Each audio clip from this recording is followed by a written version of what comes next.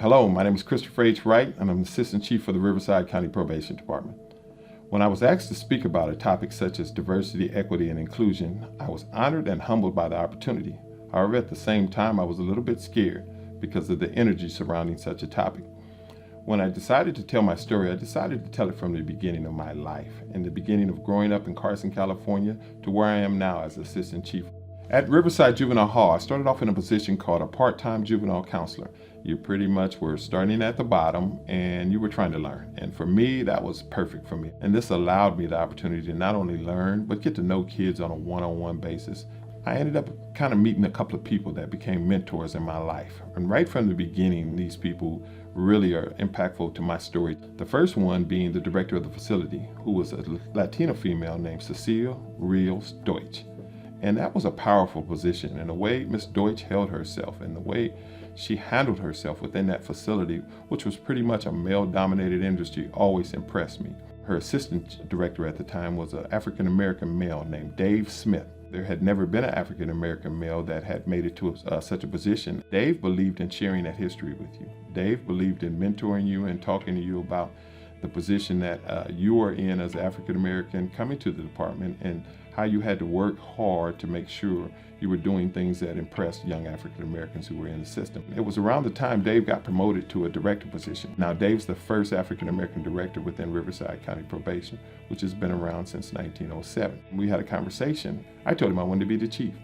And he looked at me and he says, you know, it took a long time for me to get here. He says, but son, I believe you could do it if you just continue on your path and continue, but there's a lot of hard work ahead of you. And he gave me the encouragement to move forward. I just wanted to learn and grow and figure out what I wanted to do career-wise. So I did accept the job as a full-time group juvenile hall counselor. As a group counselor, I felt like I grew enormously. It was a fun time. It was a time to learn. It was a time to grow. And I had so many mentors and so many people around me that influenced me and made me what I am today. But I remember when I was leaving Riverside Juvenile Hall, both Dave and Miss Deutsch came to me and told me one thing, and that was to make them proud. I was willing to do investigation, supervision, any assignment that they gave me. 5 years into the department, I'm seeking out opportunities for promotion. I think this was the most impactful time of my career. I was able to meet someone who became my mentor to this day, who was a man named Rick, who was of Filipino and Hispanic descent. And Rick decided, and something that he saw in me was something that he wanted to mentor. He was trying to show that this young man has potential, or trying to develop my potential. I was willing to take that chance. I was willing to be mentored. This was all part of trying to get to a certain place in this department in a short period of time, and a place, let's be frank, that African Americans hadn't been before. After being assigned to assistant director, I ended up going to a couple of jobs that weren't familiar to me. I think I was the first assistant director who went through the Armed Academy. About 8 years in my career, I had been to probably 8 different sites. I was willing to go to those spaces in order for me to not only gain a name, but gain experiences. I got an opportunity to become a division director. I was now the second African American who obtained the position of division director within Riverside County Probation, which was a very proud and humbling moment for me also. And I did have the opportunity to speak to Dave Smith. It was such an honor to me to be able to tell him that I had made it to where it took so long in his trials and tribulations to get to where he got. And I ended up being a division director in 6 different locations. I ended up going up for promotion 6 different times and not getting those promotions. However, it was so much of a humbling experience and so much of a learning experience. I never gave up. I ended up in April 2019 becoming chief deputy for the Riverside County Probation Department.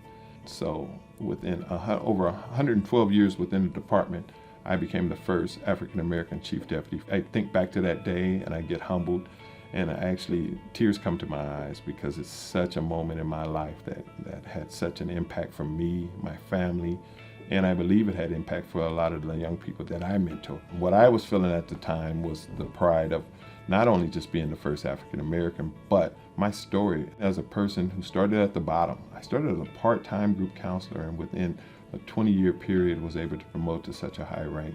After about 2 years, an opportunity came to me to become the assistant chief. And at that time, I nearly fell out of my seat. This was so humbling in the fact that assistant chief was something that I wanted. Given the opportunity by Chief Miller was just one of the best things that ever has happened in my life. I love my current position that I'm in right now. I love this department. I love the makeup of our executive team. We're now an executive team that probably exemplifies what Riverside County has reached for in terms of diversity, equity, and inclusion. We now have 3 males and 4 females who are now part of our executive team. And within that, we have 3 people who are Caucasian Americans, we have 2 people who are African American, and we have 2 people of Hispanic descent. And that just shows that we're looking for opportunity. We're not looking for your color, for your race, we're not looking for your sex. We're looking for whoever the best people are for those jobs. I thank the Chief for giving us the opportunity to look within our department, to look at different things and opportunities to improve in areas of diversity, equity, and inclusion. We have mapped out our entire department to see if there's any areas that we can improve on, to see if there's any areas we're not aware of, and just to see if there's any areas that we can definitely make better as our own department. So the people that we serve are given a fair opportunity within the courts, are given a fair opportunity on probation. We want to make sure our structure allows for fair and equal opportunity for all. And that's within the Riverside community, within our staffing, and within the people that we serve, and also for our courts. Thank you very much.